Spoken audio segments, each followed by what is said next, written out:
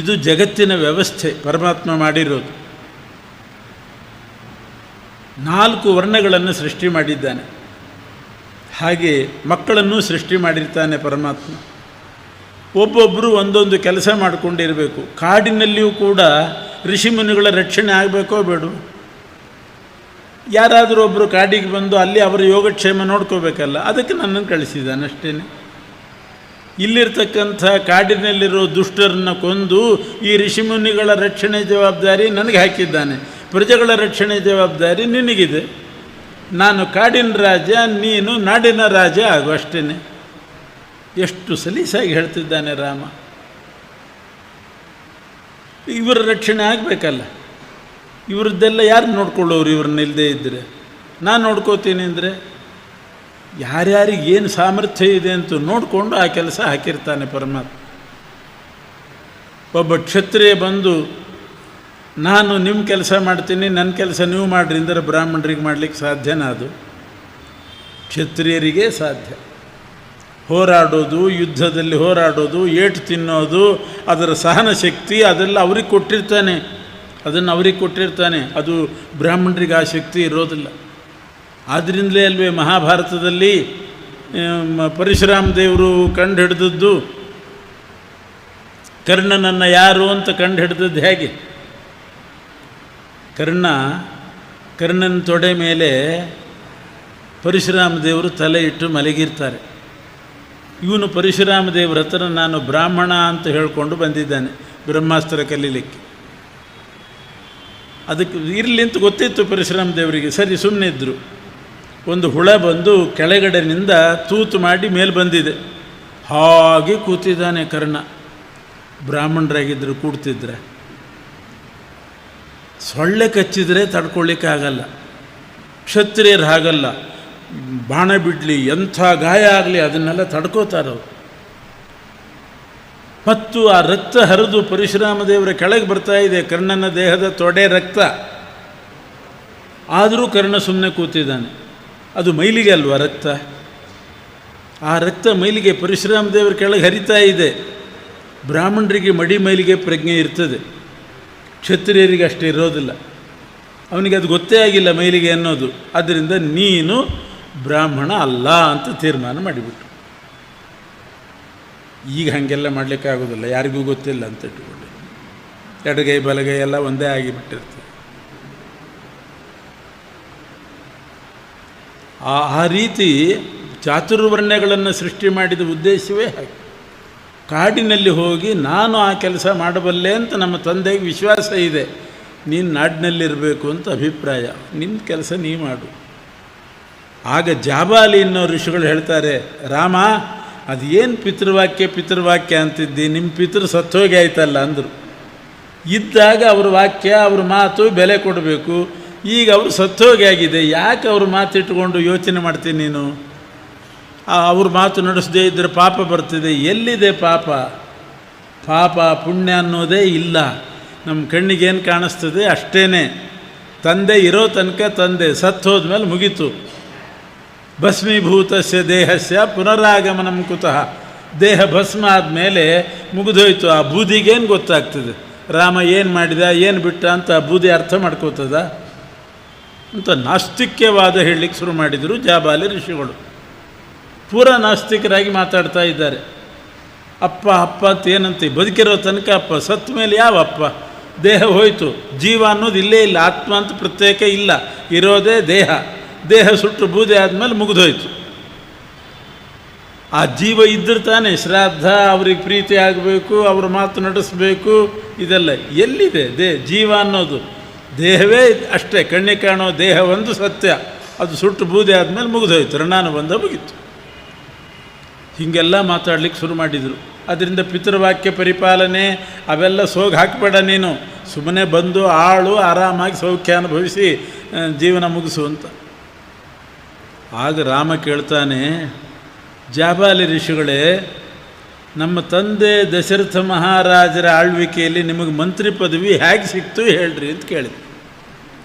ನಿಮ್ಮಂಥವ್ರಿಗೆ ಮಂತ್ರಿ ಪದವಿ ಕೊಡ್ತಿದ್ದಿಲ್ಲ ನಮ್ಮಪ್ಪ ಇಂಥ ನಾಸ್ತಿಕರಿಗೆ. ನೀವು ಹೇಗೆ ಮಂತ್ರಿಗಳಾದ್ರಿ? ನಮ್ಮ ತಂದೆ ಕಾಲದಲ್ಲಿ ಹೇಗೆ ಮಂತ್ರಿಗಳಾದ್ರಿ ಹೇಳಿ. ಏನು ಮೋಸ ಮಾಡಿ ಸೇರಿಕೊಂಡಿದ್ರಿ?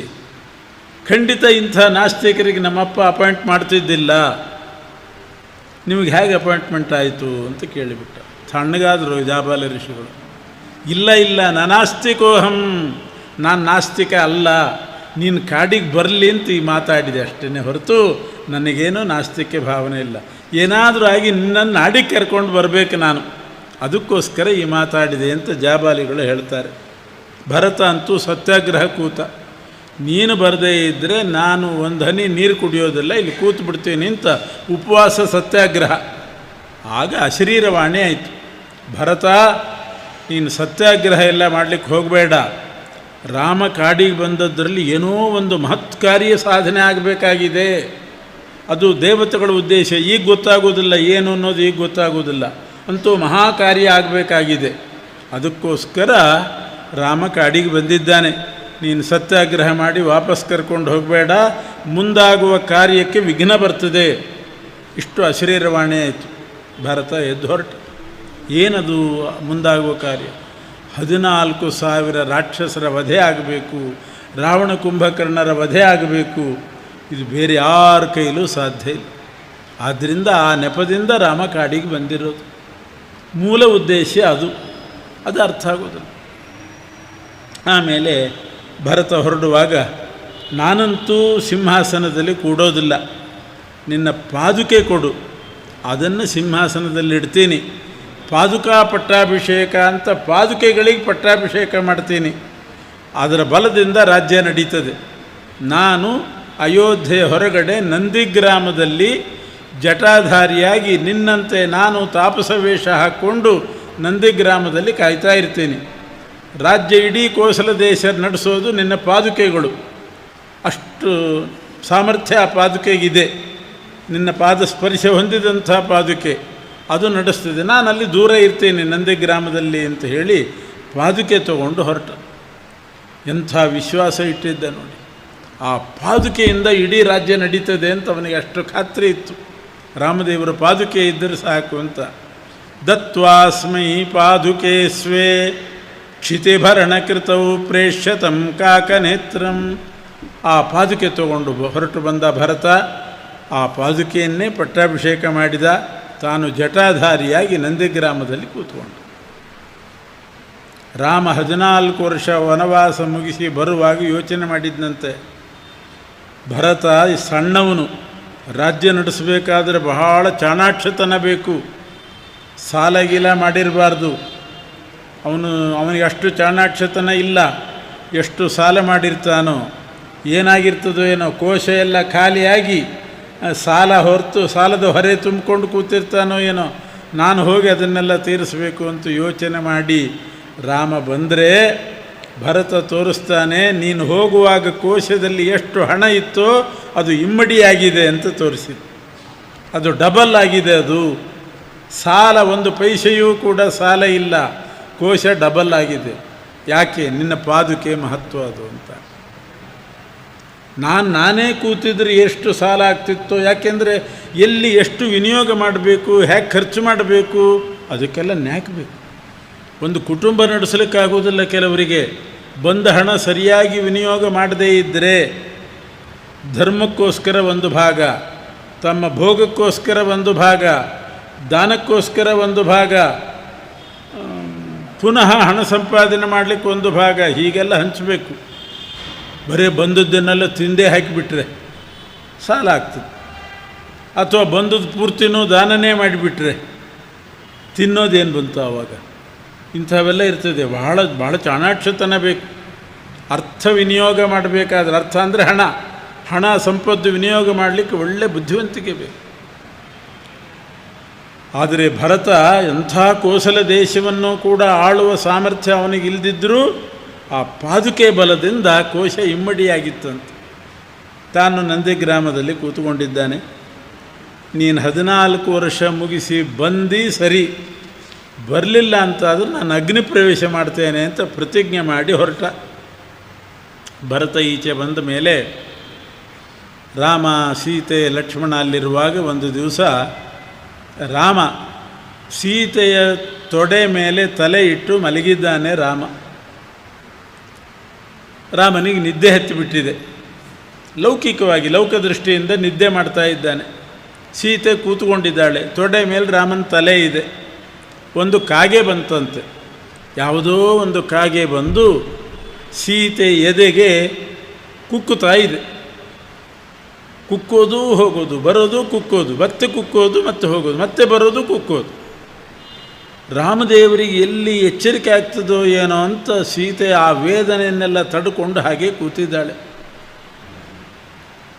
ಅದು ಗಾಯ ಮಾಡಿ, ಕಾಗೆ ಬಂದು ಕುಕ್ಕಿ ಕುಕ್ಕಿ ಗಾಯ ಮಾಡಿ ಎದೆಯಲ್ಲಿ ರಕ್ತನೇ ಬರಲಿಕ್ಕೆ ಶುರುವಾಯಿತು ಅಂತ. ರಾಮನಿಗೆ ಎಚ್ಚರ ಆಯಿತು. ನೋಡ್ತಾನೆ, ಆ ಕಾಗೆ ಬಂದು ಎದೆಗೆ ಕುಕ್ತಾ ಇತ್ತು. ಕಾಕಾಸುರ ಅಂತ ಅವನಿಗೆ ಹೇಳೋದು, ಕಾಕಾಸುರ ಅಂತ. ಮಧ್ವಾಚಾರ್ಯರು ಅವನ ಸ್ವರೂಪ ಪೂರ್ತಿ ಹೇಳ್ತಾರೆ. ಬರೇ ಕಾಗೆ ಅಲ್ಲ ಅದು. ಇಂದ್ರನ ಮಗ ಜಯಂತ ಅಂತ ಒಬ್ಬ ಇದ್ದ. ಅವನು ಒಂದು ಸಲ ಭೂಮಿಯಲ್ಲಿ ಕಾಗೆಯಾಗಿ ಹುಟ್ಟಿದ್ನಂತೆ. ಯಾಕೆಂದರೆ ಪಕ್ಷಿಗಳಲ್ಲಿ ಕಾಗೆ ಚಿರಂಜೀವಿ. ಪಕ್ಷಿಗಳ ಪೈಕಿ ಚಿರಂಜೀವಿ ಅಂದರೆ ಕಾಗೆ. ಬಹಳ ಕಾಲ ಬದುಕ್ತದಂತೆ ಕಾಗೆ. ಅಂಥ ಸುಲಭವಾಗಿ ರೋಗಿಗೆ ಬಂದು ಸಾಯೋದಿಲ್ಲ ಕಾಗೆ. ಇಲ್ಲೋ ಕರೆಂಟ್ ವೈರ್ ಮೇಲೆ ಕೂತ್ಕೊಂಡು ಆ ಕರೆಂಟ್ ಹೊಡೆದೇ ಸಾಯಬೇಕಷ್ಟೇ ಹೊರತು ಹಾಗೆ ಸಾಯೋದಿಲ್ಲ. ಮತ್ತು ಪಿಂಡ ತಿನ್ನಲಿಕ್ಕೆ ಬರ್ತದೆ ಕಾಗೆಗೆ. ಎಲ್ಲರೂ ಕೂಡ ಯಾರಾದರೂ ಆಗಲಿ ಹೋದಾಗಿ ಶ್ರಾದ್ದ ಮಾಡಿದರೆ ಉಪ್ಪರಿಗೆ ಮೇಲೆ ತೊಗೊಂಡು ಹೋಗಿ ಇಲ್ಲಿ ಒಂದು ದೊನ್ನೆಯಲ್ಲಿ ಪಿಂಡ ಇಡ್ತಾರೆ, ಕಾಕಪಿಂಡ ಅಂತ. ಅದು ತಿನ್ನಲಿಕ್ಕೆ ಕಾಗೆನೇ ಬಂದು ತಿನ್ನೋದದು. ಈ 10-12 ದಿವಸದ ಕಾರ್ಯ ಮುಗಿದ ಮೇಲೂ ಕೂಡ ಮತ್ತೆ ಅಲ್ಲಿ ಕಾಗೆಗೆ ಒಂದು ಪಿಂಡ ಇಡೋದು, ಕಾಗೆನೇ ಬಂದು ಬಾಯಿ ಹಾಕಬೇಕು. ಪಿಂಡಭುಕ್ ಅಂತ ಹೆಸರು ಅದಕ್ಕೆ. ಪಿಂಡವನ್ನು ತಿನ್ನೋದು ಕಾಗೆನೇ. ಯಮದೇವರು ವರ ಕೊಟ್ಟಿದ್ದಂತೆ. ರಾವಣ ಆ ಮರುತ್ತನ ಯಜ್ಞಕ್ಕೆ ಆಕ್ರಮಣ ಮಾಡಲಿಕ್ಕೆ ಬಂದಾಗ ಅಲ್ಲಿ ಇವನಿದ್ದ, ಯಮ ಇದ್ದ. ರಾವಣನಿಗೆ ಹೆದರಿ ಯಮ ಕಾಗೆಯಾಗಿ ಓಡಿ ಹೋದನಂತೆ. ರಾವಣನ ಕೈಯಿಂದ ತಪ್ಪಿಸ್ಕೊಳ್ಳಿಕ್ಕೋಸ್ಕರ ಕಾಗೆ ರೂಪದಲ್ಲಿ ಓಡಿ ಹೋದ. ಯಾವುದೋ ಕಾಗೆ ಹೋಯಿತು ಅಂತ ರಾವಣ ತಿಳ್ಕೊಂಡ ಅಷ್ಟೇ. ಅವನಂತೂ ಬಚಾವಾದ ಕಾಗೆಯಾಗಿ. ಆಮೇಲೆ ಯಮ ಯೋಚನೆ ಮಾಡಿದ, ನಾನು ಕಾಗೆ ರೂಪ ಧರಿಸಿ ಬಚಾವಾದೆ, ಆದ್ದರಿಂದ ಕಾಗೆಗಳಿಗೆ ಒಂದು ವರ ಕೊಡಬೇಕು ಅಂತನಿಸಿ ನೀವು ಚಿರಂಜೀವಿಗಳಾಗ್ರಿ ಮತ್ತು ಶ್ರಾದ್ದದಲ್ಲಿ ನಿಮಗೆ ಸಾಕಷ್ಟು ಎಲ್ಲರೂ ಪಿಂಡ ಇಡಲಿ ಅಂತ ರಾಮ ವರ ಕೊಟ್ಟಿದ್ದ. ಆದ್ದರಿಂದ ಕಾಗೆಗೆ ಪಿಂಡ ಅನ್ನ ಭೋಗ, ಅದು ಕಾಗೆಗೆ ಒಂದು ಪಿಂಡದ ತಿನ್ನೋ ಯೋಗ ಉಂಟು. ಅದಕ್ಕೆ ಜಯಂತ ಏನು ಮಾಡಿದ, ಭೂಮಿಯಲ್ಲಿ ಕಾಗೆಯಾಗಿ ಹುಟ್ಟಿದ, ಪಿಂಡ ತಿನ್ಬೋದು ಅಂತ, ಮತ್ತು ಚಿರಂಜೀವಿನೂ ಆಗಿರ್ಬೋದು ಅಂತ.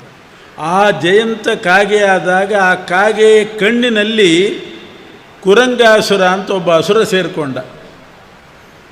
ಕುರಂಗಾಸುರ ಕಾಗೆ ಕಣ್ಣಿನಲ್ಲಿ ಸೇರಿಕೊಂಡ. ಆ ಕುರಂಗಾಸುರನಿಗೆ ಒಂದು ವರ ಇತ್ತು. ಅಸುರ ಅವನು ಸಾಯಬಾರ್ದು ಅಂತ ಕೇಳಿದ್ದ. ಅದಕ್ಕೆ ಬ್ರಹ್ಮದೇವರು ಒಂದು ವರ ಕೊಟ್ಟಿದ್ದರು. ಲೋಕದಲ್ಲಿ ಎಲ್ಲ ಕಾಗೆಗಳಿಗೆ ಏಕಕಾಲದಲ್ಲಿ ಒಂದು ಕಣ್ಣು ಹೋಗಬೇಕು, ಆವಾಗ ಮಾತ್ರ ತಾನು ಸಾಯಬಹುದು. ಎಲ್ಲಿವರೆಗೆ ಕಾಗೆಗಳಿಗೆ 2 ಕಣ್ಣಿರ್ತದೋ ಅಲ್ಲಿ ತನಕ ತನಗೆ ಸಾವು ಬರಬಾರ್ದು. ಎಲ್ಲ ಕಾಗೆಗಳಿಗೂ ಏಕಕಾಲದಲ್ಲಿ ಒಂದು ಕಣ್ಣು ಹೋಗಬೇಕು, ಒಂದೇ ಕಣ್ಣು ಉಳಿಬೇಕು, ಆವಾಗ ಮಾತ್ರ ಸಾಯಬಹುದು ಅಂತ ವರ ಕೇಳಿತ್ತು. ಬ್ರಹ್ಮದೇವರು ಕೊಟ್ಟಿದ್ದರು. ಆ ಕುರಂಗಾಸುರ ಬಂದು ಕಾಗೆ ಕಣ್ಣಿನಲ್ಲಿ ಸೇರಿಕೊಂಡಿತ್ತು. ಈ ಜಯಂತನೂ ಕೂಡ ಅಸುರನಿಗೆ ಅವಕಾಶ ಕೊಟ್ಟ. ಹಾಗೆ ನನಗೂ ಸ್ವಲ್ಪ ಬಲ ಇರ್ತದೆ, ಇದಕ್ಕೆ ಅವಕಾಶ ಕೊಟ್ಟರೆ ಅಂತ ಅವನು ಅವಕಾಶ ಕೊಟ್ಟಿದ್ದ. ಹೀಗಾಗಿ ಆ ಕಾಗೆ ಕಣ್ಣಿನಲ್ಲಿ ಕುರಂಗಾಸುರ ಸೇರಿತು. ಅದೇ ಕಾಗೆನೇ ಸೀತಾದೇವಿ ಎದೆಗೆ ಕುಕ್ಕಿ ಹೋಗ್ತಿತ್ತು. ಶ್ರೀರಾಮಚಂದ್ರ ಆ ಕಾಗೆಯ ಮೇಲೆ ಒಂದು ಹುಲ್ಲು ಕಡ್ಡಿ ತೆಗೆದು ಬ್ರಹ್ಮಾಸ್ತ್ರ ಮಂತ್ರದಿಂದ ಅಭಿಮಂತ್ರಿಸಿ ಅದನ್ನು ಕಾಗೆಯ ಮೇಲೆ ಕಣ್ಣಿಗೆ ಪ್ರಯೋಗ ಮಾಡಿದ. ಕಾಗೆ ಕಣ್ಣಿಗೆ ಪ್ರಯೋಗ ಮಾಡಿದ. ಆ ಹುಲ್ಲು ಕಡ್ಡಿ ಹೋಗಿ ಆ ಕಾಗೆಯ ಒಂದು ಕಣ್ಣನ್ನು ನಾಶ ಮಾಡಿತು. ಒಂದು ಕಣ್ಣು ನಾಶ, ಒಂದು ಕಾಗೆ ಒಂದು ಕಣ್ಣು ನಾಶ ಆದರೆ ಕುರಂಗ ಏನೂ ಸಾಯೋದಿಲ್ಲ. ಅವನು ಯಾವಾಗ ಸಾಯಬಹುದು ಅಂತ ವರ ಕೇಳಿದ್ದಾನೆ. ಎಲ್ಲ ಕಾಗೆಗಳಿಗೆ, ಬ್ರಹ್ಮಾಂಡದಲ್ಲಿರೋ ಎಲ್ಲ ಕಾಗೆಗಳಿಗೆ ಏಕಕಾಲದಲ್ಲಿ ಒಂದು ಕಣ್ಣು ಹೋಗಬೇಕು. ರಾಮ ಏಟು ಹಾಕಿದ್ದು ಆ ಒಂದು ಕಾಗೆಗೆ ಮಾತ್ರ. ಆದರೆ ಸಂಕಲ್ಪ ಮಾಡಿದನಂತೆ, ನಾನು ಬಿಸಾಡುವ ಈ ಒಂದು ಹುಲ್ಲು ಕಡ್ಡಿ ಅಸಂಖ್ಯ ರೂಪಗಳನ್ನು ತಾಳಿ, ಅನಂತ ರೂಪಗಳನ್ನು ತಾಳಿ, ಬ್ರಹ್ಮಾಂಡದಲ್ಲಿ ಎಲ್ಲೆಲ್ಲಿ ಕಾಗೆಗಳಿದ್ದಾವೋ ಎಲ್ಲ ಕಾಗೆಗಳಿಗೂ ಒಂದು ಕಣ್ಣು ನಾಶ ಮಾಡಲಿ ಅಂತ ಸಂಕಲ್ಪ ಮಾಡಿಬಿಟ್ಟ. ಆ ಕಡ್ಡಿಯಸ್ತ ಹುಲ್ಲು ಕಡ್ಡಿ, ಆ ಒಂದು ಹುಲ್ಲು ಕಡ್ಡಿ ಹೋಗಿ ಹತ್ತಿರ ಇರೋ ಕಾಗೆಯದ್ದು ಒಂದು ಕಣ್ಣು ನಾಶ ಮಾಡಿತು. ಅದೇ ಹುಲ್ಲು ಕಡ್ಡಿ ಅನಂತ ರೂಪಗಳನ್ನು ತಾಳಿತು. ಏಕಕಾಲದಲ್ಲಿ ನಾಶ ಆಗಬೇಕು. ಒಂದು 10 ಮೈಲ್ ದೂರ ಇರಬಹುದು, ಇನ್ನೊಂದು 1000 ಮೈಲ್ ದೂರ ಇರಬಹುದು ಕಾಗೆ. ಒಂದು ಹುಲ್ಲು ಕಡ್ಡಿ 10 ಮೈಲು ವೇಗದಲ್ಲಿ ಹೋಯಿತು. ಅದೇ ವೇಳೆಗೆ ಇನ್ನೊಂದು ಹುಲ್ಲು ಕಡ್ಡಿ 1000 ಕಿಲೋಮೀಟ್ರು ಆ ವೇಗದಲ್ಲಿ ಹೋಯಿತು. ಹೋಗಿ ಏಕಕಾಲದಲ್ಲಿ ಬ್ರಹ್ಮಾಂಡದಲ್ಲಿರೋ ಎಲ್ಲ ಕಾಗೆಗಳ ಒಂದು ಕಣ್ಣು ನಾಶ ಆಯಿತು. ಎಂಥ ಸಾಮರ್ಥ್ಯ ಇದು! ಒಂದು ಹುಲ್ಲು ಕಡ್ಡಿ ಬಿಸಾಡಿದರೆ ಅದು ಅನಂತ ಆಗಬೇಕು. ಬ್ರಹ್ಮಾಂಡದ ಒಳಗಿರೋ ಎಲ್ಲ ಕಾಗೆಗಳ ಬಳಿ ಹೋಗಬೇಕು. ಏಕಕಾಲದಲ್ಲಿ ಒಂದು ಕಣ್ಣು ನಾಶ ಆಗಬೇಕು. ಎಲ್ಲ ಕಡೆ ಹೋಗಬೇಕು ಅಂದರೆ ಹೇಗೆ? ಅನಂತ ರೂಪ ತಾಳಬೇಕು. ಒಂದು ಹತ್ತಿರ ಇರ್ತದೆ, ಒಂದು ದೂರ ಇರ್ತದೆ. ಒಂದು ಹುಲ್ಲು ಕಡ್ಡಿ ಹೋಗೋ ವೇಗದಲ್ಲಿ ಅದೇ ನಿಧಾನವಾಗಿ ಈ ಕಡ್ಡಿ ಹೋದರೆ ಅಲ್ಲಿ ಮುಟ್ಟೋದೇ ಇಲ್ಲ, ಏಕಕಾಲದಲ್ಲಿ ನಾಶ ಆಗೋದಿಲ್ಲ. ಅದಕ್ಕೆ ಒಂದು ಹುಲ್ಲು ಕಡ್ಡಿ 10 ಕಿಲೋಮೀಟ್ರ್ ದೂರದ ವೇಗದಲ್ಲಿ ಹೋಗಬೇಕು, ಇನ್ನೊಂದು 1000 ಕಿಲೋಮೀಟ್ರು, ಇನ್ನೊಂದು 100 ಕಿಲೋಮೀಟ್ರು, ಈ ರೀತಿ ಹೋಗುವ ಹಾಗೆ ಬಾಣ ಬಿಟ್ಟಿದ್ದಾನೆ. ಆ ಒಂದು ಹುಲ್ಲು ಕಡ್ಡಿ ಅನಂತ ರೂಪ ತಾಳಿ ಬೇರೆ ಬೇರೆ ವೇಗದಿಂದ ಎಲ್ಲ ಕಡೆ ಬ್ರಹ್ಮಾಂಡದಲ್ಲಿರೋ ಕಾಗೆಗಳನ್ನು ತಲುಪಿ ಏಕಕಾಲದಲ್ಲಿ ಒಂದು ಕಣ್ಣು ನಾಶ ಆಯಿತು. ಕುರಂಗಾಸುರ ಸತ್ತ. ಇಲ್ಲದಿದ್ದರೂ ಕುರಂಗಾಸುರ ಸಾಯ್ತಿದ್ದ. ಮತ್ತೆ ಕುರಂಗಾಸುರ ಇನ್ನೊಂದು ಕೇಳಿದ್ದ, ಮುಂದೆ ಹುಟ್ಟೋ ಕಾಗೆಗಳಿಗೂ ಒಂದೇ ಕಣ್ಣಿರಬೇಕು. ಅಕಸ್ಮಾತ್ ಆಮೇಲೆ ಹುಟ್ಟಿದ ಕಾಗೆ, ಮುಂದಿನ ಕಲ್ಪದಲ್ಲಿ ಒಂದು ಕಾಗೆ ಹುಟ್ಟಿತು ಅಂತ ಇಟ್ಟುಕೊಳ್ಳಿ, ಅದಕ್ಕೇನಾದರೂ 2 ಕಣ್ಣಿದ್ದರೆ ಮತ್ತೆ ತಾನು ಬದುಕಿ ಬರಬೇಕು ಅಂತಿತ್ತು. ಅದಕ್ಕೆ ರಾಮ ಏನು ಮಾಡಿದ, ಆ ಕಲ್ಪದಲ್ಲಿರೋ ಎಲ್ಲ ಕಾಗೆಗಳ ಒಂದು ಕಣ್ಣು ನಾಶ ಮಾಡಿ ಮುಂದಿನ ಕಲ್ಪದಲ್ಲಿ ಮತ್ತೆ ಹುಟ್ಟುವ ಕಾಗೆಗಳಿಗೆಲ್ಲ ಒಂದೇ ಕಣ್ಣಿರೋ ಹಾಗೆ ಹುಟ್ಟಲಿ ಅಂತಲೂ ಸಂಕಲ್ಪ ಮಾಡಿದ. ಆದ್ದರಿಂದ ಇವತ್ತು ಹುಟ್ಟುವ ಕಾಗೆಗಳಿಗೂ ಕೂಡ ಒಂದೇ ಕಣ್ಣು. ಇವತ್ತು ಹುಟ್ಟುವ ಕಾಗೆಗಳಿಗೂ ಒಂದೇ ಕಣ್ಣು. ಇನ್ನು ಮುಂದಿನ ಕಲ್ಪದಲ್ಲಿ ಹುಟ್ಟುವ ಕಾಗೆಗಳಿಗೂ ಒಂದೇ ಕಣ್ಣು. ಅಂಥ ವಿಚಿತ್ರ ಸಂಕಲ್ಪ ಮಾಡಿ ರಾಮ ಆ ಕಾಕಾಸುರನನ್ನು ಸಂಹಾರ ಮಾಡಿ. ಇದು ಜಯಂತ ಕಾಗೆ ಆದದ್ದಕ್ಕೆ ಹೀಗಾಯಿತು. ಆದರೆ ಒಂದು ಕಾರುಣ್ಯ ತೋರಿಸಿದ ರಾಮ. ಅವನು ಜಯಂತ ಇಂದ್ರನ ಮಗನಾದ್ದರಿಂದ ಸಂಪೂರ್ಣವಾಗಿ ಕೊಲ್ಲಿಲ್ಲ. ಹಾಗೇನಾದರೂ ಕೊಂದು ಬಿಟ್ಟಿದ್ದರೆ ಕಾಗೆಯ ಸಂತಾನವೇ ಇರ್ತಿದ್ದಿಲ್ಲ. ಇವತ್ತು ಒಂದು ಕಣ್ಣು ಮಾತ್ರ ನಾಶ ಮಾಡಿದೆ. ಯಾಕೆ? ಅವನು ಕೇಳಿದ್ದು ಅಷ್ಟೇ ವರ, ಆದ್ದರಿಂದ ಒಂದು ಕಣ್ಣು ಹೋಗಲಿ ಅಷ್ಟೇನೆ ಅಂತ ಕೇಳಿದ. ಒಂದು ಕಣ್ಣು ನಾಶ ಮಾಡಿದೆ. ಇವತ್ತು ಹುಟ್ಟೋ ಕಾಗೆಗೂ ಒಂದೇ ಕಣ್ಣೆ. ಆದರೂ ಒಂದು ಕರುಣೆ ಮಾಡಿದ. ಕಾಗೆಗೆ ಒಂದೇ ಕಣ್ಣಿದೆ ಅಂತಂದರೆ 2 ಕಣ್ಣು ಕಾಣಿಸ್ತದೆ ಮಾತ್ರ. ಬಲಗಡೆ ಇದ್ದದ್ದು ಬಲಗಣ್ಣಿನಿಂದ ಕಾಣಿಸ್ತದೆ, ಎಡಗಡೆ ಇದ್ದದ್ದು ಎಡಗಣ್ಣಿನಿಂದ ಕಾಣಿಸ್ತದೆ. ಮನುಷ್ಯರಲ್ಲಿ ನೋಡ್ತೇವೆ, ಒಂದೇ ಕಣ್ಣಿದ್ದರೆ ಒಂದು ಕಣ್ಣು ಹೋಯಿತು ಅಂತ ಇಟ್ಕೊಳ್ಳಿ, ಒಂದೇ ಕಣ್ಣಿಂದಲೇ ನೋಡಬೇಕು. ಬಲಗಡೆ ಇದ್ದದ್ದು ನೋಡಬೇಕಾದ್ರೆ ಮುಖನೇ ತಿರುಗಿಸಿ ಎಡಗಣ್ಣಿನಿಂದ ಬಲಗಡೆ ಇದ್ದದ್ದನ್ನು ನೋಡಬೇಕು. ಕಾಗೆಗಳಿಗೆ ಹಾಗಲ್ಲ, ಬಲಗಡೆ ಇದ್ದದ್ದು ಬಲಗಣ್ಣಿನಿಂದ ನೋಡ್ತದೆ, ಆವಾಗ ಎಡಗಣ್ಣು ಕಾಣಿಸಲ್ಲ. ಎಡಗಡೆ ಇದ್ದದ್ದು ಎಡಗಣ್ಣಿನಿಂದ ನೋಡ್ತದೆ, ಬಲಗಣ್ಣು ಕಾಣಿಸೋದಿಲ್ಲ. ಆ ರೀತಿ ಮಾಡಿದ. ಅಂದರೆ ಇದು ಗೋಲಕ, ಒಳಗಡೆ ಇಂದ್ರಿಯ ಅಂತ ಒಂದಿರ್ತದೆ, ಸೆನ್ಸ್ ಆರ್ಗನ್. ಇದು ಬರೇ ಗೋಲಕ, ಇದು ಸ್ಥಳ ಅಷ್ಟೇ. ಆ ಆರ್ಗನ್, ಸೆನ್ಸ್ ಆರ್ಗನ್ ಇರಲಿಕ್ಕೆ ಸ್ಥಳ ಇದು. ಆ ಕಾಗೆಗಳಿಗೆ ಏನು ಮಾಡಿದ್ದಾನೆ ರಾಮ ಅಂದರೆ, ಒಂದೇ ಸೆನ್ಸ್ ಆರ್ಗನ್ನು ಈ ಕಡೆನೂ ಬರ್ತದೆ, ಈ ಕಡೆನೂ ಹೋಗ್ತದೆ, ಆ ಕಡೆ ಈ ಕಡೆ ಅಡ್ಡಾಡ್ತದೆ. ಬಲಗಣ್ಣು ಕಾಣಿಸುವಾಗ ಎಡಗಣ್ಣು ಕಾಣಿಸಲ್ಲ, ಎಡಗಣ್ಣು ಕಾಣಿಸುವಾಗ ಬಲಗಡೆದು ಕಾಣಿಸಲ್ಲ. ಆ ರೀತಿ ಒಂದು ಕಣ್ಣು ನಾಶ ಮಾಡಿದೆ. ಮನುಷ್ಯರಿಗೆ ಒಂದು ಕಣ್ಣು ಹೋಗೋದು ಅಂತ ಉಂಟು, ಆದರೆ ಈ ಕಣ್ಣಿನಲ್ಲಿ ಆ ಸೆನ್ಸಾರ್ಗನ್ ಬರೋದೇ ಇಲ್ಲ. ಹೋದದ್ದು ಹೋಗೇ ಬಿಡ್ತದೆ, ಒಂದೇ ಕಡೆ ಇರ್ತದೆ ಇಂದ್ರಿಯ, ಅಲ್ಲೇ ನೋಡಬೇಕು. ಬಲಗಡೆದು ನೋಡಬೇಕಾದ್ರೆ ಮುಖನೇ ತಿರುಗಿಸಿ ನೋಡಬೇಕು. ಕಾಗೆ ಹಾಗಲ್ಲ. ಸ್ವಲ್ಪ ಗಮನಿಸಿ ನೋಡ್ರಿ ಕಾಗೆಗಳನ್ನು. ಬಲಗಡೆ ಏನಾದರೂ ಶಬ್ದ ಆದರೆ ತಲೆಯನ್ನು ಸ್ವಲ್ಪ ಹಿಂಗೆ ಅಲ್ಲಾಡಿಸ್ತದೆ. ಸ್ವಲ್ಪ ಅಲ್ಲಾಡಿಸಿದ ಕೂಡಲೇ ಒಳಗಡೆ ಇದ್ದ ಇಂದ್ರೆ ಈ ಕಡೆ ಬಂದುಬಿಡ್ತದೆ. ಇಂಟರ್ಲಿಂಕ್ ಇದೆ ಒಳಗಡೆ, ಇಲ್ಲಿ ಬಂದುಬಿಡ್ತದೆ, ಇದು ಕಾಣಿಸ್ತದೆ. ಎಡಗಡೆ ಶಬ್ದ ಆದರೆ ತಲೆ ಸ್ವಲ್ಪ ಹಿಂಗೆಲ್ಲ ಅಲ್ಲಾಡಿಸ್ತದೆ, ಆ ಇಂದ್ರಿಯ ಎಡಗಣ್ಣಿಗೆ ಬರ್ತದೆ, ಎಡಗಡೆ ಕಾಣಿಸ್ತದೆ. ಇದಕ್ಕೆ ವಾದಿರಾಜ ಸ್ವಾಮಿಗಳು ದೃಷ್ಟಾಂತ ಕೊಡ್ತಾರೆ. ಒಬ್ಬ ಮನುಷ್ಯ ಇಬ್ಬರನ್ನ ಮದುವೆ ಮಾಡಿಕೊಂಡ ಅಂತ ಇಟ್ಕೊಳ್ಳಿ. ಇಬ್ಬರನ್ನ ಮದುವೆ ಮಾಡಿಕೊಂಡು ಬೇರೆ ಬೇರೆ ಮನೆಯಲ್ಲಿ ಅವ್ರನ್ನ ಇಟ್ಟಿರ್ತಾನೆ. ಇಲ್ಲಿಗೂ ಹೋಗ್ತಾನೆ, ಅಲ್ಲಿಗೂ ಹೋಗ್ತಾನೆ, ಇಲ್ಲಿ ಅಲ್ಲಿ ಅಡ್ಡಾಡ್ತಿರ್ತಾನಲ್ಲ. ಹಾಗೆ ಒಂದೇ ಇಂದ್ರಿಯ ಬಲಗಣ್ಣು ಎಡಗಣ್ಣು ಎರಡು ಕಡೆ ಅಡ್ಡಾಡೋ ಹಾಗೆ ಮಾಡಿದ್ದಾನೆ ಪರಮಾತ್ಮ. ಆದ್ದರಿಂದ ಎರಡೂ ಕಣ್ಣು ಕಾಣಿಸ್ತದೆ. ಒಂದು ಕಾಣಿಸುವಾಗ ಇನ್ನೊಂದು ಕಾಣಿಸಲ್ಲ, ಎಡಗಣ್ಣು ಕಾಣಿಸುವಾಗ ಬಲಗಡೆ ಕಾಣಿಸ್ತದೆ. ಶಿಕ್ಷೆ ಕೊಟ್ಟ, ಅದರಲ್ಲೂ ಒಂದು ಅನುಗ್ರಹ ಮಾಡಿದೆ.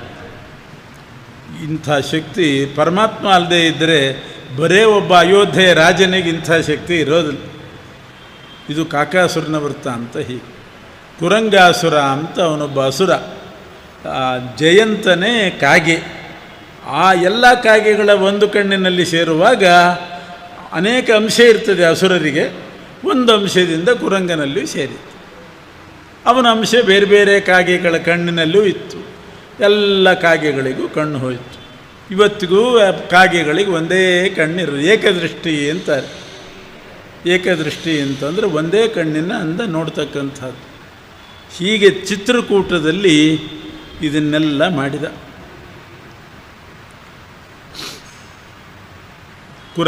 ಕುರಂಗನನ್ನು ಸಾಯಿಸಿ ಆ ಕಣ್ಣುಗುಡ್ಡೆ ಹಾಳಾಗಿಲ್ಲ, ಇಂದ್ರಿಯ ಮಾತ್ರ ಆಚೆ ಈಚೆ ಓಡಾಡೋ ಹಾಗೆ ಮಾಡಿದ್ದಾನಷ್ಟೇ. ಇಂದ್ರಿಯದ ಒಂದು ಅಂಶ ಹೋಯಿತು, ಬೇರೆ ಬೇರೆ ಅಂಶ ಇರ್ತದೆ, ಇಲ್ಲೊಂದು ಅಂಶ ಇರ್ತದೆ, ಇಲ್ಲೊಂದು ಅಂಶ ಇರ್ತದೆ. ಇಂದ್ರಿಯದ್ದು ಒಂದು ಅಂಶ ತೆಗೆದ, ಆದರೆ ಆ ಅಂಶ ಈ ಕಡೆ ಬರೋ ಹಾಗೆ ಮಾಡಿದ ಅಷ್ಟೆ.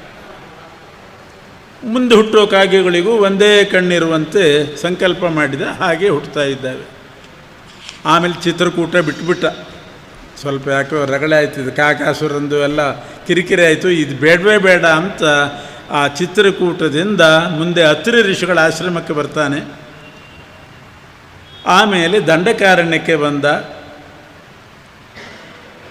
ಖಂಡನಾಯ ವಸುಧಾವಧೂಮನಃ ಪುಂಡರೀಕ ತುಹಿನ ತ್ವಿಷಾಂ ದ್ವಿಷಾಂ ದಂಡಕಾವನಮವಾಪ ರಾಘವಃ ಚಂಡಭಾನುರಿವ ಮೇಘಮಂಡಲಂ. ದಂಡಕಾರಣ್ಯವೇ ರಾಕ್ಷಸರಿಗೆ ಪ್ರಧಾನವಾದ ತಾಣ. ಅಂಥ ರಾಕ್ಷಸ ಕುಲ ನಾಶ ಮಾಡಲಿಕ್ಕೆ ದಂಡಕಾರಣ್ಯಕ್ಕೆ ಪ್ರವೇಶ ಮಾಡಿದ್ದಾನೆ. ಪ್ರವೇಶ ಮಾಡುವಾಗ ಶರಭಂಗ ಅಂತ ದಾರಿಯಲ್ಲಿ ಒಬ್ಬ ಋಷಿಗಳಿದ್ದರು. ಆ ಶರಭಂಗರಿಗೆ ಅನುಗ್ರಹ ಮಾಡಿ, ಸುತೀಕ್ಷ್ಣ ಅಂತ ಒಬ್ಬ ಋಷಿಗಳು, ಆ ಸುತೀಕ್ಷ್ಣರ ಆಶ್ರಮಕ್ಕೆ ಹೋಗಿ ಆ ಸುತೀಕ್ಷ್ಣ ಋಷಿಗಳ ಆಶ್ರಮದಿಂದ ಮುಂದೆ ಪ್ರಯಾಣ ಮಾಡಿದೆ.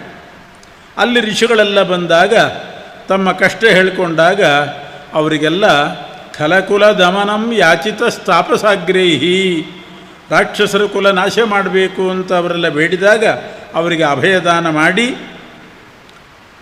ಬಿಲ್ಲು ಬಾಣ ಇದನ್ನೆಲ್ಲ ಹಿಡ್ಕೊಂಡು ದೇವೇಂದ್ರ ಬಂದು ಕೊಟ್ಟು ಹೋಗಿದ್ದ ಋಷಿಗಳಿಗೆ, ಅಗಸ್ತ್ಯರಿಗೆ ಎಲ್ಲ ಕೊಡ್ರಿ ರಾಮನಿಗೆ ಅಂತ. ದಂಡಕಾರಣ್ಯಕ್ಕೆ ಹೋಗುವಾಗ ಬಿಲ್ಲು ಬಾಣ ಎಲ್ಲ ಸಿಕ್ತು. ಇಂದ್ರನೇ ತಂದು ಅಗಸ್ತ್ಯರಿಗೆ ಕೊಟ್ಟು ಹೋಗಿದ್ದ. ಅವರ ಮೂಲಕ ಇವನು ಬಿಲ್ಲು ಬಾಣಗಳನ್ನು ಹಿಡ್ಕೊಂಡು ಮುಂದೆ ದಂಡಕಾರಣ್ಯಕ್ಕೆ ಪ್ರವೇಶ ಮಾಡುವಾಗ ಸೀತೆ ಒಂದು ಮಾತು ಹೇಳ್ತಾಳೆ.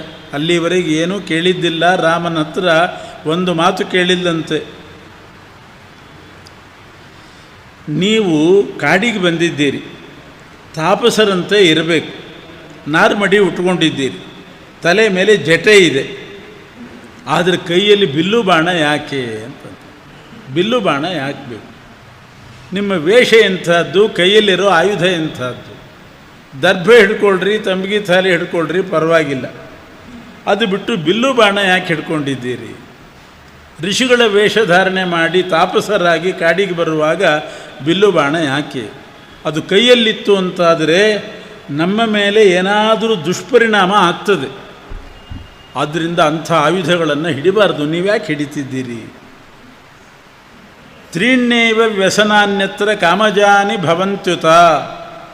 3 ವ್ಯಸನಗಳಿರ್ತದಂತೆ ಮನುಷ್ಯರಿಗೆ. ಸಾಧಾರಣವಾಗಿ ಲೋಕದಲ್ಲಿ ಮನುಷ್ಯರಿಗೆ 3 ವ್ಯಸನ ಇರ್ತದೆ. ಸೀತೆ ಹೇಳೋ ಮಾತು ಒಂದೇನು ಅಂತಂದರೆ ಮಿಥ್ಯಾವಾಕ್ಯಂತೂ ಪರಮಂ, ಸುಳ್ಳು ಹೇಳೋದು. ಪ್ರತಿಯೊಬ್ಬರಲ್ಲೂ ಈ ವ್ಯಸನ ಇರ್ತದಂತೆ. ಏನಾದರೂ ಒಂದು ಸುಳ್ಳು ಹೇಳೇ ಇರ್ತಾರೆ, ಏನಾದರೂ ಒಂದು ಹೇಳಿರ್ತಾರೆ. ಕೆಲವರಿಗೆ ಸುಳ್ಳೇ ನಮ್ಮನೆ ದೇವತೆ ಅಂತ ಮನೆ ದೇವರಾಗಿಬಿಟ್ಟಿರ್ತಾರೆ, ಅದು ಬೇರೆ. ಅಂತೂ ಸುಳ್ಳು ಹೇಳೋದು ಒಂದಿರ್ತದೆ. ತಥೋ ಗುರುತರ ಉಭೌ, ಅದೇ ದೊಡ್ಡ ತಪ್ಪು. ಅದಕ್ಕಿಂತ ದೊಡ್ಡದು 2 ಅಪರಾಧಗಳಿರ್ತದೆ. ಏನು ಅಂದರೆ ಪರದಾರಾಭಿಗಮನಂ, ದೈಹಿಕವಾಗಿಯೋ ಮಾನಸಿಕವಾಗಿಯೋ ಪರದಾರ ಗಮನ ಆಗಿರ್ತದೆ. ವಿನಾವೈರಂಚ ರೌದ್ರತಾ, ವೈರ ಇಲ್ಲದೇನೆ ರೌದ್ರ ಸ್ವಭಾವ. ಸುಮ್ಮನೆ ಒಂದೇನಾದರೂ ನಾಯಿ ಹೋಗ್ತಿದ್ರೆ ಕಲ್ಲೆಸೆಯೋಣ ಅಂತ ಪ್ರವೃತ್ತಿ, ಅಥವಾ ಯಾವುದೋ ಒಂದು ಇರುವೆ ತನ್ಪಾಡಿಗೆ ತಾನು ಹೋಗ್ತಾ ಇದ್ದರೆ ಏನಾದರೂ ಮಾಡಿ ಅದನ್ನು ಬಡಿದು ಸಾಯಿಸೋದು, ಹುಳಗಳನ್ನು ಸಾಯಿಸೋದು. ವೈರ ಇಲ್ಲದೇನೆ ರೌದ್ರ ಸ್ವಭಾವ, ಪರದಾರಾಭಿಗಮನ ಮತ್ತು ಸುಳ್ಳು ಹೇಳೋದು. ಹೀಗೆ 3 ವ್ಯಸನ ಇರ್ತದೆ ನಿಮ್ಮಲ್ಲಿ. ಈ ಪರದಾರಾಭಿಗಮನ ಅಂತ ಅನ್ನೋದಂತೂ ಸುಳ್ಳದೇ ಇಲ್ಲ ಅಂತಾಳೆ ಸೀತಾದೇವಿ. ಮಾನಸಿಕವಾಗಿಯೂ ಇಲ್ಲ, ದೈಹಿಕವಾಗಿಯೂ ಇಲ್ಲ. ಅದಕ್ಕೆ ನಾನೇ ಸಾಕ್ಷಿ ಅಂತಾಳೆ. ನಮ್ಮ ಗಂಡಂದರು ಶುದ್ಧವಾಗಿದ್ದಾರೆ ಅಂತ ಹೇಳಲಿಕ್ಕೆ ಹೆಂಡ್ತಿನೇ ಮುಖ್ಯ ಅಧಿಕಾರಿ, ಬೇರೆ ಯಾರೂ ಅಲ್ಲ. ಅವರು ಸರ್ಟಿಫಿಕೇಟ್ ಕೊಟ್ಟರೆ ಮುಗಿದೋಯ್ತು. ಪರಮ ಇಂದ್ರಿಯ ನಿಗ್ರಹ ಇದೆ ನಮ್ಮ ಯಜಮಾನರಿಗೆ ಅಂತ ಸರ್ಟಿಫಿಕೇಟ್ ಹೆಂಡ್ತಿಯಿಂದ ಸಿಕ್ತು ಅಂತಂದರೆ ಅವನು ಗೆದ್ದ ಜಿತೇಂದ್ರಿಯ ಅಂತ ಅರ್ಥ. ಬೇರೆಯವ್ರು ಹೇಳೋದ್ರಲ್ಲಿ ಅರ್ಥ ಇಲ್ಲ, ಅವರವ್ರ ಹೆಂಡಂದ್ರೆ ಹೇಳಬೇಕು. ಪರದಾರಾಭಿಗಮನ ಅಂತೂ ನಿಮ್ಮ ಬಳಿಯೇ ಇಲ್ಲ, ಸುಳ್ಳದೇ ಇಲ್ಲ. ಇನ್ನು ಮಿಥ್ಯಾವಾಕ್ಯ, ರಾಮೋದ್ವಿರ್ನಾಭಿಭಾಷತೆ, 2 ಮಾತಾಡಿದವನಲ್ಲ, ಸುಳ್ಳು ಅನ್ನೋದು ಇಲ್ಲವೇ ಇಲ್ಲ ರಾಮನಲ್ಲಿ. ಆದರೆ ಬಿಲ್ಲು ಬಾಣ ಯಾಕೆ ಹಿಡ್ಕೊಂಡಿದ್ದೀರಿ? ರಾಕ್ಷಸರ ವಧೆಗೆ ಹೋದ ಅಲ್ವ, ದಂಡಕಾರಣ್ಯಕ್ಕೆ ಹೋಗುವಾಗ ನಿಮಗೇನು ಮಾಡಿದ್ದಾರೆ ರಾಕ್ಷಸರು? ಯಾಕೆ ಅವರು ವಧೆ ಮಾಡಬೇಕು? ಈ ಬಿಲ್ಲು ಬಾಣ ಯಾತಕ್ಕೆ? ಅದು ಹತ್ತಿರ ಇದ್ದರೆ ಸುಮ್ಮನೆ ಬಿಡೋದಿಲ್ಲ, ಅದು ಯಾರ ಮೇಲಾದರೂ ಬಿಡೋಣ ಅಂತ ಅನ್ನಿಸ್ತದೆ. ಒಂದು ಕಥೆ ಹೇಳ್ತಾಳೆ ಸೀತಾದೇವಿ. ಒಬ್ಬ ಋಷಿಗಳು ಭಾರೀ ಘೋರ ತಪಸ್ಸು ಮಾಡ್ತಿದ್ದರಂತೆ. ತಪಸ್ಸು ಮಾಡುವಾಗ ಇಂದ್ರನಿಗೆ ಭಯ ಆಯಿತು. ಯಾರು ತಪಸ್ಸು ಮಾಡಿದರೂ ಇಂದ್ರ ಹೆದರ್ತಾನೆ. ಯಾಕೆಂದರೆ ಆ ತಪಸ್ಸಿನಿಂದ ಪುಣ್ಯ ಸಂಪಾದನೆ ಮಾಡಿ ನನ್ನ ಪದವಿಗೆ ಬರ್ತಾರೇನೋ ಅಂತ ಅವ್ರಿಗೆ ಹೆದರಿಕೆ ಇಂದ್ರನಿಗೆ. ಅದಕ್ಕೆ ಅಪ್ಸರ ಸ್ತ್ರೀಯರನ್ನು ಕಳಿಸಿ ಮಾಡಿ ಅವ್ರ ತಪಸ್ಸು ಕೆಡಿಸ್ತಾ ಇರ್ತಾನೆ. ಅಲ್ಲಿ ತಪಸ್ಸು ನಿಂತು ಹೋಯಿತು, ಪುಣ್ಯ ಕಡಿಮೆ ಆಯಿತು, ಇಂದ್ರ ಸೇಫ್ ಆಗ್ತಿರ್ತಾನೆ. ಇದು ಅವನ ಪದ್ಧತಿ. ಒಬ್ಬ ಋಷಿಗಳು ತಪಸ್ಸು ಮಾಡುವಾಗ ನೋಡಿದ ಎಲ್ಲ ಅಪ್ಸರ ಸ್ತ್ರೀಯರು ಬೇರೆ ಬೇರೆ ಋಷಿಗಳ ಹತ್ರ ಎಂಗೇಜ್ ಆಗಿಬಿಟ್ಟಿದ್ರು. ಇವರು ತಪಸ್ಸಿಗೆ ವಿಘ್ನ ಮಾಡಬೇಕು, ಏನು ಮಾಡೋದು? ತಾನೇ ಬಂದ ಕೊನೆಗೆ. ತಾನೇ ಬಿಲ್ಲು ಬಾಣ ಹಿಡ್ಕೊಂಡು ಬೇಟೆಗಾರನ ವೇಷ ಹಾಕ್ಕೊಂಡು ಇಂದ್ರ ಬಂದು ಆ ಋಷಿಗಳ ಆಶ್ರಮಕ್ಕೆ ಬಂದು, ಋಷಿಗಳೇ, ಒಂದು ದೇವಾಲಯಕ್ಕೆ ಹೋಗಿ ಬರಬೇಕು, ನಾನು ಬಿಲ್ಲು ಬಾಣ ಹಿಡ್ಕೊಂಡು ಹೋಗೋದು ಚೆನ್ನಾಗಿರೋದಿಲ್ಲ, ನಿಮ್ಮ ಆಶ್ರಮದಲ್ಲಿ ಇಟ್ಟು ಹೋಗಿರ್ತೀನಿ, ನಾ ಬರೋ ತನಕ ಸ್ವಲ್ಪ ನೋಡ್ಕೋತಾ ಇರ್ರಿ ಅಂತ ಹೇಳಿ ಆ ಋಷಿಗಳ ಹತ್ರ ಬಿಲ್ಲು ಬಾಣ ಇಟ್ಟು ಇಂದ್ರ ಹೋದ. ದೇವಾಲಯಲ್ಲೇ ಇಲ್ಲ, ಸ್ವರ್ಗಕ್ಕೆ ಹೋಗಿ ಕೂತ್ಕೊಂಡ್ಬಿಟ್ಟ, ಬರಲೇ ಇಲ್ಲ. ಇವರು ಪಾಪ ಋಷಿಗಳು ಬರ್ತಾನೆ ಬರ್ತಾನೆ ಅಂತ ನೋಡ್ತಿದ್ದಾರೆ, ಬರಲೇ ಇಲ್ಲ. ಇಂದ್ರ ಅಂತ ಗೊತ್ತಿಲ್ಲ, ಯಾರೋ ಬೇಟೆಗಾರ ಇಟ್ಟು ಹೋಗಿದ್ದಾನೆ, ಸಾಮಾನು ನೋಡ್ಕೊಳ್ರಿ ಅಂತ ಹೇಳಿದ್ದಾನೆ, ನೋಡ್ಕೋತಾ ಕೂತಿದ್ದಾರೆ. ದೊಡ್ಡ ಗೋಳದು ಇನ್ನೊಬ್ಬರು ಸಾಮಾನು ನೋಡ್ಕೊಳ್ಳೋದು. ಪೂರ್ವಾಶ್ರಮದಲ್ಲಿ ನಮಗೆ ಭಾಳ ಹಿಂಸೆ ಆಗ್ತಿತ್ತು. ಯಾಕೆಂದರೆ ಬಸ್ಸಿಗಿಸಿ ಎಲ್ಲಾದರೂ ಹೋಗುವಾಗ, ಉಡುಪಿಗೆ ನಮ್ಮೂರಿಗೆ ಎಲ್ಲ ಹೋಗುವಾಗ ದಾರಿಯಲ್ಲಿ ಬಸ್ ನಿಲ್ಲೋದು. ಇಡೀ ಬಸ್ಸಿನವರೆಲ್ಲರೂ ನನ್ನ ಹತ್ರನೇ ಬಂದು ನಮ್ಮ ಸಾಮಾನು ಸ್ವಲ್ಪ ನೋಡ್ಕೊಳ್ರಿ ಅಂತ ಹೇಳೋರು. ಯಾಕೆಂದರೆ ಅವರೆಲ್ಲ ಅದಕ್ಕೆ ಇದಕ್ಕೆ ಅಂತ ಕುಡಿಲಿಕ್ಕೆ ತಿನ್ನಲಿಕ್ಕೆ ಇಳಿತಿದ್ರು, ನಾವು ಇಳಿಯೋರಲ್ಲ ವೈದಿಕ ಬ್ರಾಹ್ಮಣರು. ನಮ್ಮ ಕೆಲಸ ಏನು ಅಂದರೆ ಎಲ್ಲರ ಸಾಮಾನು ನೋಡ್ಕೊಳ್ಳೋದು ಅಷ್ಟೇ.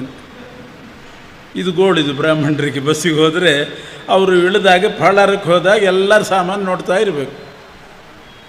ಆ ಋಷಿಗಳ ಹತ್ರ ತಂದು ಇಂದ್ರ ಬೇಟೆಗಾರನಾಗಿ ಬಂದು ಬಿಲ್ಲು ಬಾಣ ನೋಡ್ಕೋತಾ ಇರ್ರಿ ಅಂತ ಹೇಳಿ ಹೋಗಿಬಿಟ್ಟ. ಇವರು ನೋಡ್ಕೋತಾ ಇದ್ದಾರೆ. ಸ್ನಾನಕ್ಕೆ ಹೋಗಬೇಕು, ಸಂಧ್ಯಾ ವಂದನೆ ಮಾಡಬೇಕು, ಬರಲೇ ಇಲ್ಲ. ಬಿಲ್ಲು ಬಾಣ ಅಲ್ಲಿದೆ, ಅದನ್ನು ಬಿಟ್ಟು ಹೋದಾಗ ಯಾರಾದರೂ ಕದ್ಕೊಂಡು ಹೋದರೆ ಆಮೇಲೆ ಬಂದು ನೋಡ್ಕೋತಾ ಇರ್ರಿ ಅಂತಂದೆಲ್ಲ ಎಲ್ಲಿ ಹೋಯ್ತು ಅಂದರೆ ಏನು ಹೇಳಬೇಕು? ಅಷ್ಟು ಪ್ರಾಮಾಣಿಕರವು. ಅದಕ್ಕೆ ನೋಡ್ಕೊಳ್ಳಿಕ್ಕೆ ಹೇಳಿದಾನಲ್ಲ ಅವನು ಬೇಟೆಗಾರ, ನಾನು ಬಿಟ್ಟು ಹೋದರೆ ಚೆನ್ನಾಗಿರೋದಿಲ್ಲ ಅಂತ ಬಿಲ್ಲು ಬಾಣ ಹಿಡ್ಕೊಂಡೇ ಹೋದ್ರಂತೆ ನದಿಗೆ. ಅದನ್ನು ಮುಳುಗಿಸಿ ಅದರ ಜೊತೆಗೆ ಅದನ್ನು ಮಡಿ ಮಾಡಿ ಸ್ನಾನ ಮಾಡಿ ತಾವು ಹಿಡ್ಕೊಂಡೇ ಬಂದರು. ಆಮೇಲೆ ಇನ್ನೇನೋ ಹಣ್ಣು ಹಂಪಲು ತರಬೇಕಾಗಿತ್ತು ದೇವ್ರ ನೈವೇದ್ಯಕ್ಕೆ.